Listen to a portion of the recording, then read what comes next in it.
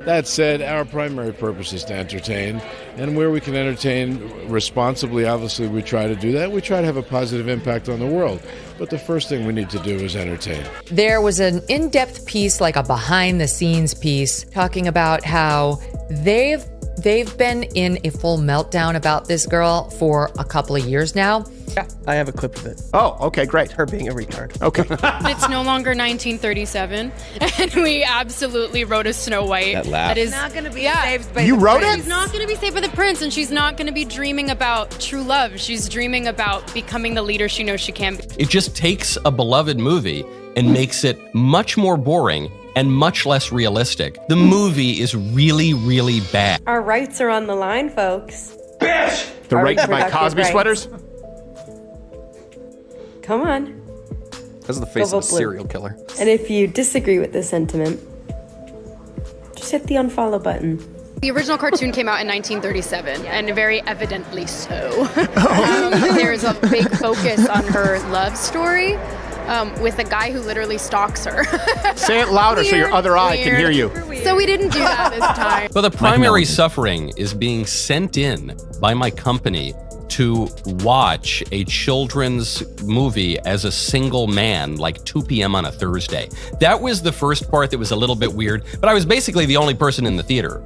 You don't particularly see people who, look like me or are me playing roles like that. So it was definitely, when it got announced, He wasn't a stalker, by the way. thing that was like trending on Twitter for days because all of the people were angry. And so it was like Those people. very much this, yes. It Yeah, was this people that We awakening need of- to educate the people that we need to love into awareness. love them in the right direction. We need to No, you don't. It's not your job. Your job is to entertain. You are paid to entertain.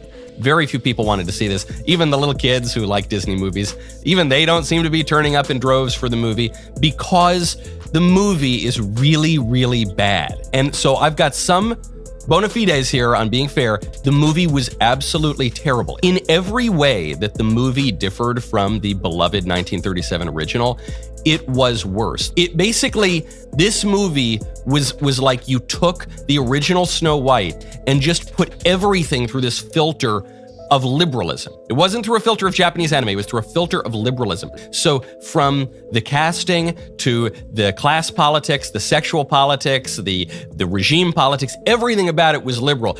Snow White is generally understood to be a very, very white person. And in this case, they decided, nope, no, that doesn't make any sense. So I don't think we're allowed to say that, right? I was referring to the movie as sand beige. It's no really knock on her. If you did the autobiography of Malcolm X, would you cast Tom Hanks?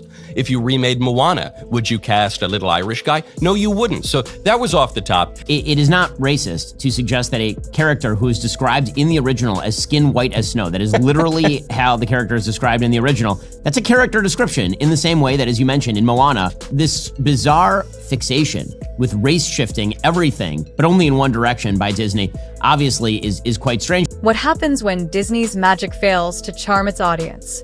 That's exactly what unfolded with their live-action adaptation of Snow White.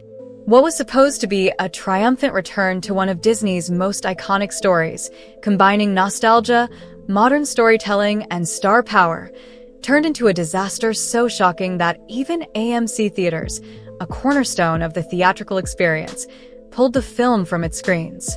But how did we get here? It's a tale filled with leaked controversies, behind-the-scenes turmoil, and a public relations nightmare that reached its peak during a jaw-dropping meltdown on live TV. This story is packed with twists and turns that no one saw coming, leaving fans, critics, and even industry insiders baffled by the sheer scale of the fallout. From questionable creative decisions to clashes between the studio and its lead star, every misstep seemed to compound the last, creating a perfect storm that ultimately derailed what should have been a celebration of Disney's timeless legacy. Disney had grand ambitions for this remake, positioning it as a bold step forward in their tradition of reimagining animated classics for modern audiences. At the heart of the project was Rachel Zegler, a rising star whose vocal prowess and contemporary sensibility made her an exciting choice to bring Snow White into the 21st century. Her casting signaled a shift toward inclusivity and fresh perspectives, appealing to younger viewers who craved representation and relevance. To complement Zegler's youthful energy, Disney enlisted Gal Gadot, a globally recognized name synonymous with strength and charisma, to play a pivotal role that would add both gravitas and mainstream appeal to the film. Together, they formed what many saw as a dream team, a blend of emerging talent and established celebrity designed to captivate diverse demographics. Early trailers teased a delicate balance between honoring the nostalgic charm of the 1937 original and introducing bold updates to its themes and characters. Viewers glimpsed moments that suggested Snow White's journey would no longer revolve solely around romance or fairy tale simplicity. Instead, she appeared poised to become a leader, embodying empowerment and self-determination. The studio assured fans that these changes were crafted with care, aiming not to erase the magic of the past but to expand upon it in meaningful ways. While initial reactions ranged from intrigue to skepticism, there was undeniable buzz surrounding the project. Yet beneath the surface of anticipation lay simmering questions about how far Disney could push the boundaries of a beloved classic without alienating its core audience.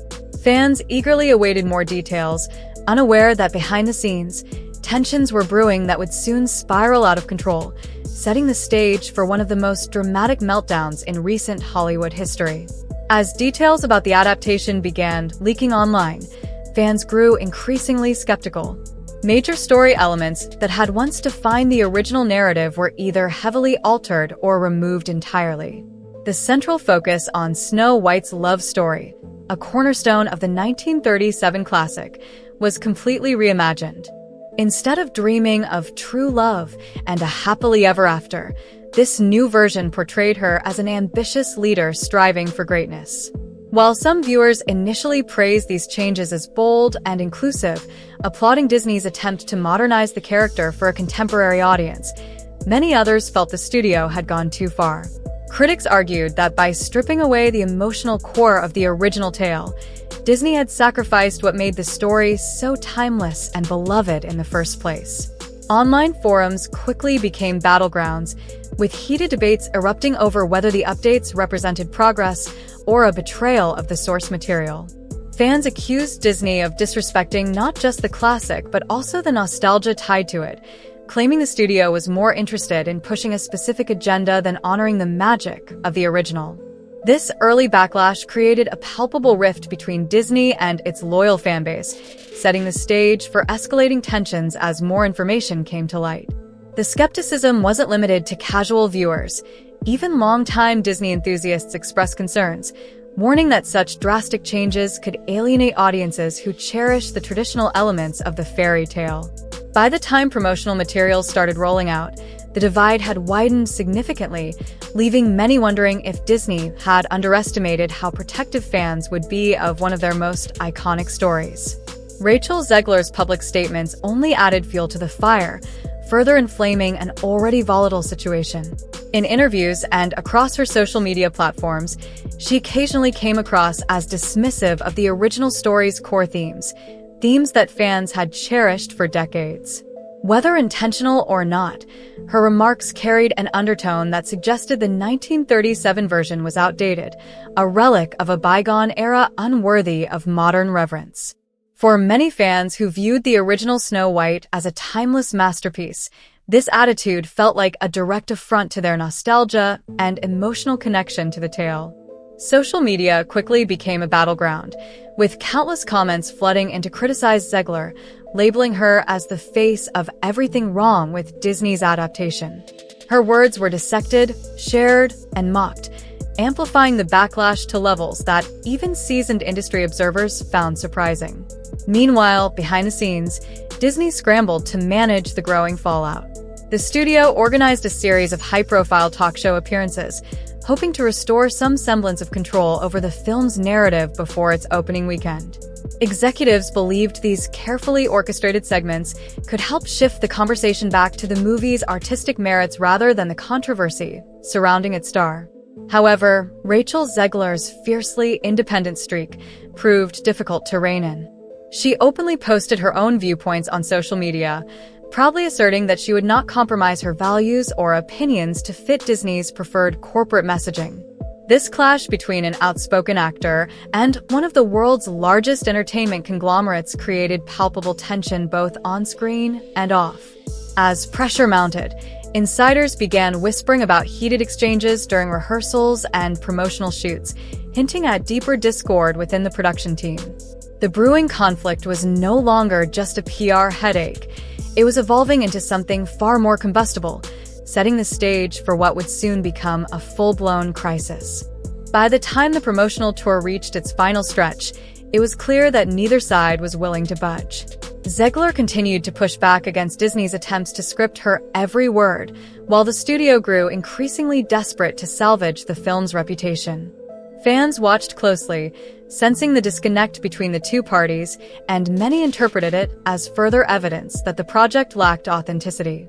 What should have been a unified front promoting a fresh take on a classic story instead turned into a fractured, chaotic mess, one that would culminate in a live television meltdown so shocking it overshadowed every other aspect of the film. The tipping point came during an appearance on The View, a daytime talk show handpicked by Disney's PR team as a safe and controlled platform to promote the film. From the outset, the segment was intended to be a routine promotional stop, a chance for Rachel Zegler to charm audiences, address any lingering concerns about the adaptation, and reinforce the idea that this modern take on Snow White still honored the spirit of the original. However, things quickly spiraled out of control in a way no one could have anticipated. As soon as Rachel Zegler took the stage, it became painfully clear that she had her own agenda, one that diverged sharply from Disney's carefully crafted narrative. Instead of sticking to the sanitized talking points prepared by the studio, Zegler veered wildly off script, launching into a series of incendiary comments that left both the audience and the hosts visibly stunned. She didn't hold back, openly criticizing the outdated themes of the 1937 original, particularly its focus on traditional gender roles and romantic tropes. "It's no longer 1937, she declared, her tone sharp and unapologetic. "We absolutely did not make a Snow White where she's saved by the prince or spends her days dreaming about true love. This is a story about a leader, a woman who knows she can change the world." While some might have found her words empowering in another context, they struck many viewers, and especially fans of the classic, as dismissive and condescending. She seemed to suggest that anyone clinging to nostalgia for the original story was out of touch, resistant to progress, and unwilling to embrace necessary societal changes. Her delivery was passionate, but it lacked nuance, coming across as a direct attack on the cherished memories of generations of Disney fans. Behind the scenes, panic began to set in almost immediately. Producers frantically signaled to Zegler, attempting to steer her back on track with subtle gestures and whispered cues from the sidelines. But Zegler refused to be guided, doubling down on her remarks instead of retreating to safer ground. The tension was palpable, and the live studio audience shifted uncomfortably in their seats as the conversation grew increasingly heated. Hosts Whoopi Goldberg, Joy Behar, and Sunny Hostin exchanged uneasy glances, clearly unsure how to de-escalate the situation without further alienating either Zegler or the viewers at home. The producers' attempts to intervene only fueled Zegler's defiance, and the interview descended into chaos before their eyes. At one point, eyewitness accounts describe frantic gestures and audible whispers off-camera as the production staff scrambled to regain control of the narrative. But it was too late. The damage had already been done. Realizing the segment was careening irreversibly off the rails, the decision was made to cut to a commercial break mid-interview, an abrupt and highly unusual move for a live broadcast. By the time the cameras turned off, the atmosphere backstage was reportedly electric with tension. Staff members were seen escorting Zegler off the set, her demeanor described as defiant yet visibly shaken by the magnitude of what had just transpired. Meanwhile, the hosts struggled to fill airtime, awkwardly segueing into lighter topics while trying to mask their discomfort. Clips of the meltdown spread like wildfire online within minutes, sparking an avalanche of memes, outrage, and endless commentary across social media platforms. Fans dissected every word Zegler said, turning her remarks into rallying cries for those who felt the adaptation disrespected the original story. Hashtags like #NotMySnowWhite trended globally, and critics seized upon the moment as proof that the film's entire promotional strategy had been fatally flawed. Late-night comedians wasted no time turning the incident into fodder for jokes, with clips of the chaotic interview replayed alongside sarcastic quips about modernizing fairy tales. For Disney, the moment marked a public relations disaster of epic proportions, one that would overshadow every other aspect of the film and ultimately contribute to its box office failure. What was meant to be a simple promotional appearance had spiraled into a cultural spectacle, cementing Rachel Zegler's meltdown as one of the most infamous moments in recent Hollywood history. The aftermath was nothing short of devastating, sending shockwaves through both social media and the film industry.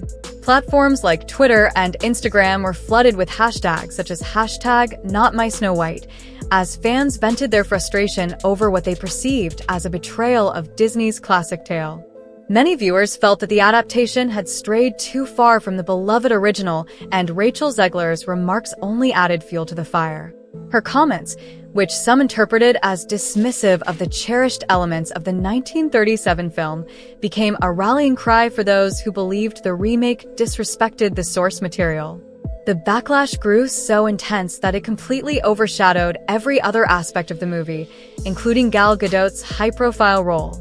Gadot, who had been cast to bring star power and balance to the project, quickly faded into the background as the narrative shifted entirely to the controversy surrounding Zegler. To make matters worse, rumors began swirling about tension between the two actresses, further complicating the film's already precarious position. Industry insiders whispered about disagreements on set, though neither actress publicly confirmed or denied the claims. These rumors only deepened the impression that the production was mired in chaos, making it nearly impossible for the cast to present a united front. As the negative buzz reached a fever pitch, box office numbers told the undeniable story of the film's failure. Opening weekend sales plummeted far below even the most conservative projections, leaving theaters eerily half-empty. Families who might have otherwise flocked to see a Disney adaptation steered their children toward other releases, deterred not only by the controversy, but also by the relentless wave of bad press that seemed to follow the film everywhere. Critics panned it, audiences stayed away, and local theater managers reported an unusual trend. Customers would walk right past the Snow White poster without giving it a second glance. AMC, one of the largest theater chains in the world, found itself at a crossroads. With mounting losses and no sign of improvement, the company made the unprecedented decision to pull the film from its screens altogether. This move was shocking not just because it was a Disney release, a studio known for its blockbuster hits, but because it highlighted how toxic the film had become. Even the promise of a big-budget spectacle couldn't outweigh the damage done by weeks of scandal and outrage. For AMC, continuing to show the film simply didn't make financial sense when those screens could be allocated to more profitable titles. It was a drastic step, one that underscored just how deeply the meltdown had impacted the movie's reception, and sent a clear message to Hollywood that no project, no matter how prestigious, is immune to failure when controversy takes center stage. AMC's announcement sent shockwaves through the industry, leaving both Hollywood insiders and casual observers stunned. Typically, a major Disney release guarantees weeks, if not months, in theaters, benefiting both the studio and exhibitors alike. These releases are often seen as surefire moneymakers, with families flocking to see the latest live-action remake of a beloved classic. However, Snow White shattered that expectation. With ticket sales plummeting to unprecedented lows, AMC realized that continuing to show the film was not just unprofitable, it was actively costing them money.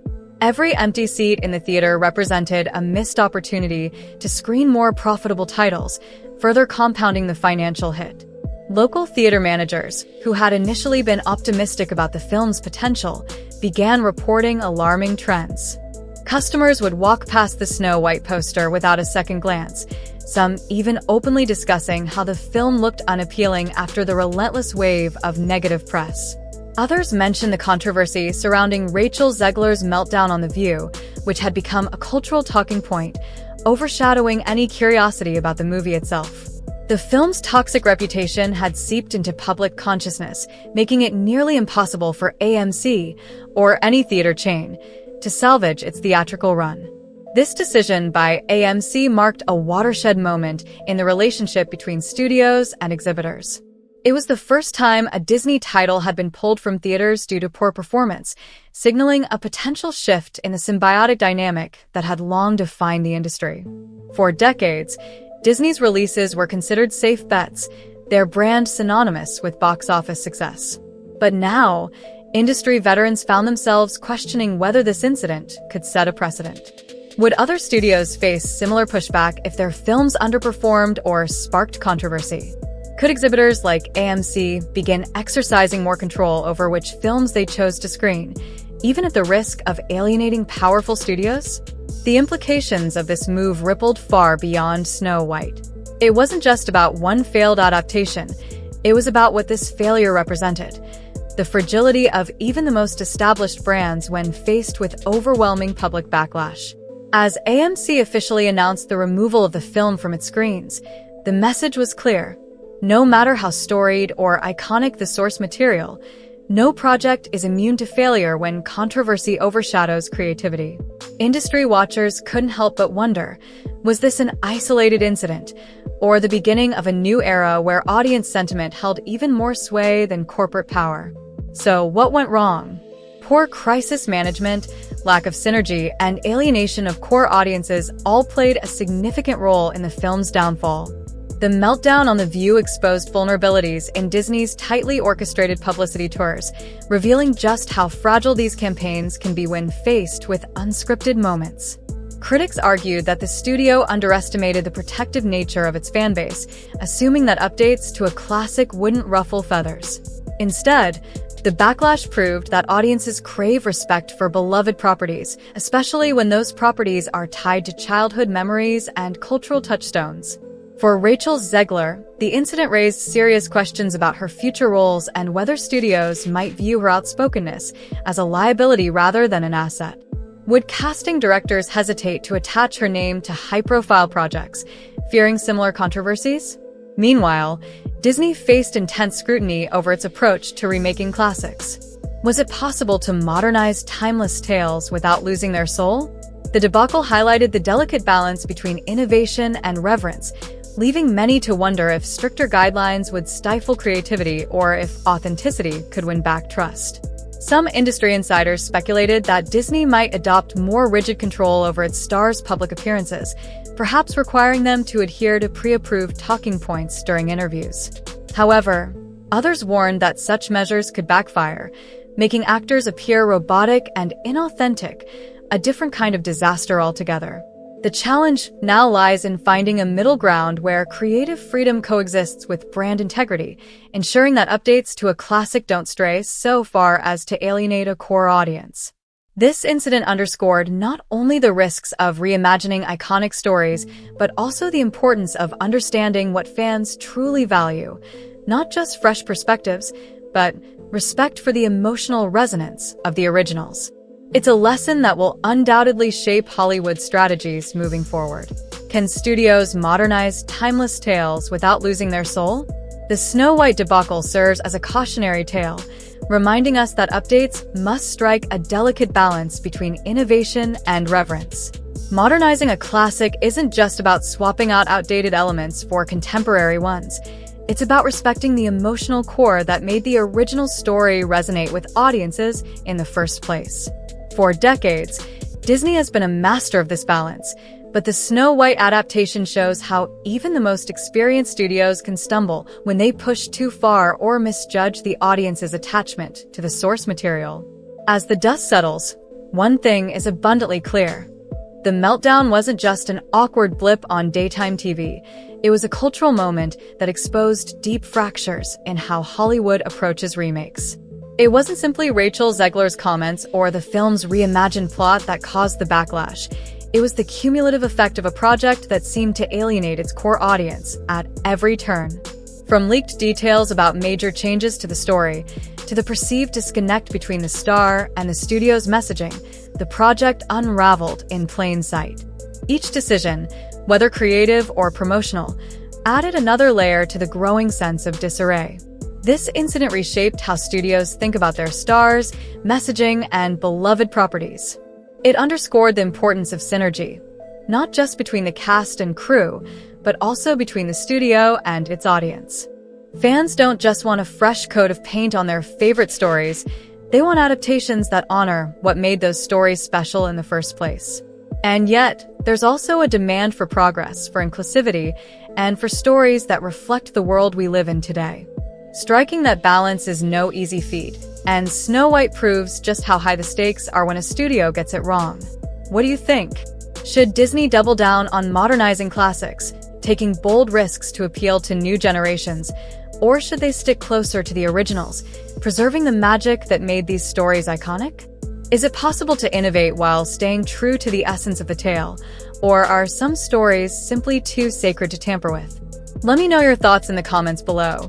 This is a conversation that goes far beyond one film or one studio. It's about how we, as an audience, connect with the stories that shape our culture and how those stories evolve over time without losing their soul.